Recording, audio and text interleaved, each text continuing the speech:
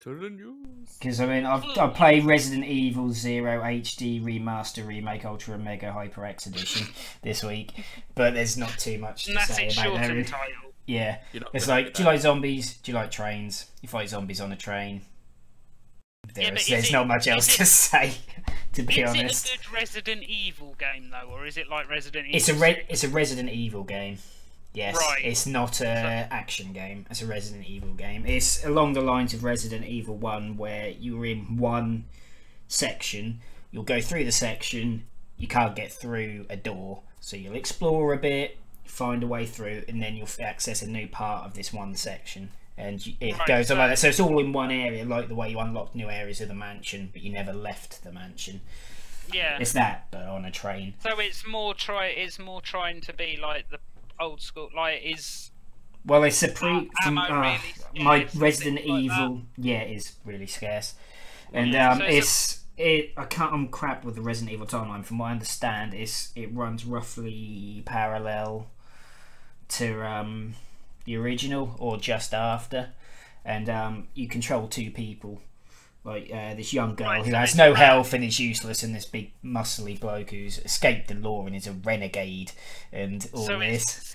So it's based around the time of the original Raccoon City outbreak. Yeah, I think so. I don't know if it's like a little bit after, and like I said, I'm 90% on timelines, but it's around that sort of time. It's not set like ages after, sort of thing. But is it like the originals, as in like they're zombies or zombie dogs, and the occasional... Oh my god, the zombie dogs are a bunch of twats. Zombie dogs are assholes. Yeah, because it's got the tank controls where you can aim straight in front of you, above you, or below you. So it takes more than one hit to take the zombie dog out. So it'll come towards you, you get one hit off, then it'll nom on your balls for a bit, you kick it off, and then you wait for it to come towards you, then you shoot at it again, and so on.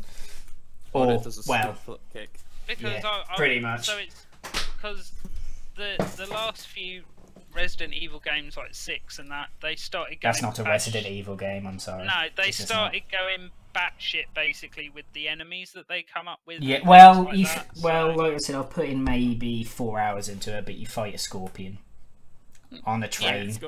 Because I'd just like to point out that it is confirmed now that Liam likes having zombie dogs nuts. Right. You say as if that's news. Yeah. No. Right. But yeah, I played a bit of that, but I don't, because it's like well, it's upscaled from like it was originally. It was a GameCube exclusive, and it's just been up-resed, but they haven't touched the cutscenes. And it's so fucking obvious when you play. Yeah, because you start off when you boot the game in a cutscene and you say, "Wait, I've paid for this," and it looks like shit still. It's all fuzzy. Yeah, and then you first take control of the girl on the train, and then it all looks really pretty.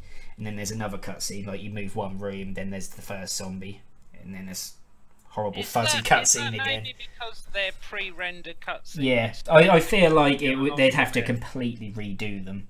Yeah, and they just thought couldn't be asked. Yeah, well, I feel like, not being funny, the game's £15. Like I paid even less than that. So, but it's nice to know that there's a Resident Evil game out that is a Resident Evil. So if you want Resident Evil 7 by Resident Evil 0 HD Remaster, Ultra Mega, yeah. That's the way to go, I think. It's like because of like how horror games have advanced with stuff like Outlast and that. There's no real like jump scares in it. It's not. I wouldn't say it's like a scary game, but it's a fun classic survival horror. Yeah, Resident Evil was never a scary game. It was more. I feel like it probably was on on PS2. It was on PS1. PS1. Originally, yeah, maybe, because I mean it was the first thing to kind of do jump scares over in the West. Yeah, exactly.